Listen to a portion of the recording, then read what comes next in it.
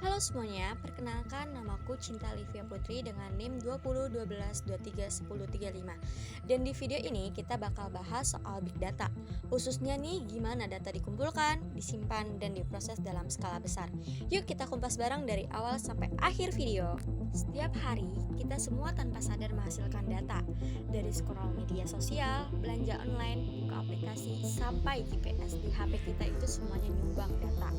Kalau dikumpulkan, jumlahnya bisa miliaran per hari. Dari data sebesar ini disebut sebagai big data. Big data juga mempunyai 3 karakteristik utama yang dikenal dengan sebutan 3V. Yang pertama yaitu volume atau jumlah data yang sangat besar. Volume merujuk pada ukuran data yang sangat besar, mulai dari gigabyte, terabyte, bahkan petabyte. Contohnya seperti Facebook memproses lebih dari 4 petabyte data per harinya, termasuk foto, video, status, komentar, dan likes dari miliaran pengguna. Yang kedua yaitu velocity atau kecepatan data masuk dan diproses. Velocity artinya seberapa cepat data dihasilkan dan seberapa cepat data tersebut harus diproses. Contohnya seperti aplikasi ojek online kayak Gojek atau Grab memproses data lokasi driver dan penumpang setiap detik untuk mencocokkan perjalanan secara real time. Yang ketiga yaitu variety atau juga disebut dengan keanekaragaman jenis data. Variety menunjukkan ragam bentuk data yang bisa dikumpulkan, tidak hanya teks tetapi juga gambar, video, audio, hingga data dari sensor. Contohnya seperti YouTube mengolah data dalam bentuk video, teks, angka, gambar, dan metadata seperti durasi dan genre. Selanjutnya, sistem big data terbagi menjadi 3 bagian utama. Yang pertama adalah pengumpulan data, di mana data mulai dikumpulkan dari berbagai sumber. Sumbernya bisa berupa satu media sosial, contohnya kayak Twitter, Instagram, atau TikTok. Yang kedua yaitu aplikasi dan website, yaitu log aktivitas user seperti klik atau lama waktu akses. Yang ketiga yaitu sensor IoT, yaitu alat seperti CCTV, alat pendeteksi suhu, dan sensor cuaca. Lalu yang terakhir ada sistem transaksi seperti e-commerce, ATM, atau pos kasir. Selanjutnya ada 2 metode utama pengumpulan data, yaitu pertama ada batch ingestion, di mana data dikumpulkan dulu dalam jumlah besar lalu diproses berkala. Contohnya data transaksi toko online dikumpulkan setiap malam jam 12 untuk dianalisis esok paginya. Yang kedua yaitu stream ingestion, di mana data dikirim dan diproses langsung saat terjadi. Contohnya aplikasi seperti Gojek atau Grab memproses data lokasi driver dan penumpang secara real time. Setelah data disimpan di sistem yang bisa menampung kapasitas besar dan bentuk data yang tidak selalu rapi. Sumber penyimpanan utama diantaranya seperti head of distribution file system, yaitu data dipecah jadi potongan kecil terus disebar ke banyak komputer dalam jaringan.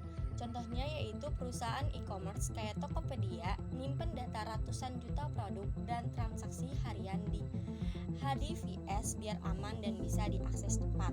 Lalu kedua itu ada NoSQL database, yaitu cocok buat data semi terstruktur atau enggak struktur.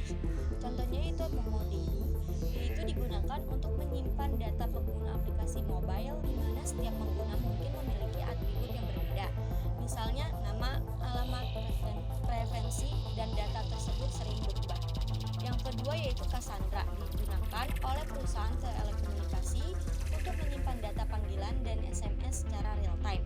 Data ini terus berubah dengan volume yang sangat besar dan membutuhkan kecepatan tinggi dalam pengelolaan. Yang ketiga yaitu Redis, yaitu digunakan untuk tracing atau penyimpanan sesi pengguna dalam aplikasi web, di mana akses cepat ke data sangat penting untuk memberikan pengalaman penggunaan yang responsif. Setelah disimpan, data perlu diolah supaya bisa diupdate insight. Disinilah proses penting terjadi. Selanjutnya 2 jenis pemrosesan utama, yang pertama itu adalah batch processing, yaitu data besar diproses dalam satu waktu. Contohnya itu seperti Netflix memproses data tontonan pengguna seminggu sekali untuk merekomendasikan film baru. Yang kedua ada yaitu stream processing, yaitu data diproses langsung saat diterima. Contohnya itu bank memantau transaksi real time buat deteksi penipuan. Tools yang sering dipakai yaitu yang pertama ada Apache Hadoop, yaitu kuat buat batch processing. Lalu juga ada Apache Spark, yaitu bisa dua-duanya, bisa batch dan stream. Lalu yang ketiga ada Apache Flink, yaitu khusus berbasis real-time stream processing. Kesimpulannya yaitu setiap aktivitas digital kita seperti scrolling media sosial, belanja online, hingga menggunakan GPS menghasilkan data dalam jumlah besar yang disebut dengan big data. Big data memiliki 3 karakteristik utama, yaitu yang pertama ada volume atau ukuran data yang sangat besar, yang kedua yaitu velocity atau kecepatan data dihasilkan dan diproses, yang ketiga yaitu ada variety atau keanekaragaman bentuk data seperti teks, gambar, video, dan lainnya. Lalu juga big data dikelola melalui 3 tahap utama. Yang pertama ada pengumpulan data, yaitu data dikumpulkan dari berbagai sumber seperti media sosial, aplikasi, sensor, dan sistem transaksi menggunakan 2 metode. Yang pertama itu ada metode batch inggestation dan yang kedua yaitu stream inggestation.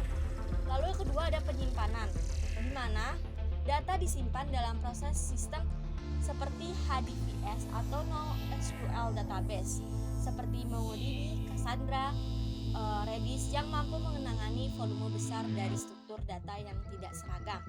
Yang ketiga yaitu pemrosesan data. Data diolah untuk menghasilkan insight menggunakan batch processing atau stream processing dengan tools seperti Apache Hadoop, Spark, dan Flink. Dengan pengolahan yang tepat, big data bisa memberikan manfaat besar melalui dari personalisasi layanan, efisiensi operasional, hingga deteksi penipuan secara real time. Audio Jungle.